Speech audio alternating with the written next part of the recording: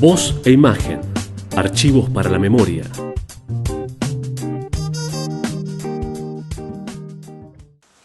El tango nace como un híbrido, es decir, nace hacia 1870, 75, es más o menos esa época. Hay rastros de tango que ya se saben y están documentados en las tropas mitristas de la Revolución del 74, cuando entran a San Luis cantando un tango. Bueno, un tanguito de esa época que tenía mucho de, sobre todo mucho de chotis, mucho de habanera. Y después se va armando con chotis, habanera, algo de candombe, pero algo de candombe. También milonga de la provincia de Buenos Aires. Y música teatral española, que hay mucha mezcla en esto, ¿no? Después, bueno, se ha hablado del cantejondo, se ha hablado de un montón de cosas, pero estos son los elementos principales. Y me parece que no es porque sí. La sociedad argentina es un híbrido.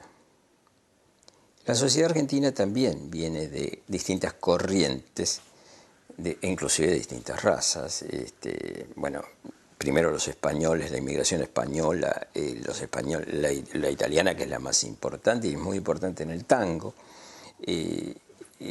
los judíos, los árabes, los turcos, que vienen muchos, los sirio-libaneses, franceses, suizos, hay de todo en la Argentina. Y de ese híbrido nace y se pone en ebullición la sociedad argentina.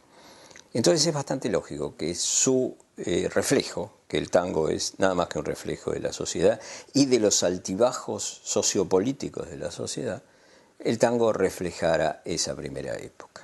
Es muy importante pensar que los inmigrantes masivamente, sobre todo a partir del 80, fines de los 70, a partir del 80, vienen solos, vienen en general sin su familia, son temporeros, lo que acá se llamaba entonces trabajadores golondrina. Y vienen a veces para levantar la cosecha, algunos se quedan porque no tienen posibilidades de nada en sus países. Pensemos la pobreza, pero infernal, el hambre de zonas muy deprimidas de España, de Italia sobre todo. Y llegaron acá y se quedaron. Pero eran hombres solos. Entonces, un día por semana, el prostíbulo era no solo un lugar sexual, era también un lugar social. Era donde podían conversar con alguien. Sobre todo los italianos, que les costaba mucho más darse a entender tal como pretendían. Y esto va cambiando, y tampoco es porque sí, que la primera época del tango, lo que se llama hoy la Guardia Vieja, son todos hijos de italianos, o italianos ellos mismos. Quizá yo he elaborado esta posibilidad, he conjeturado que a lo mejor era así.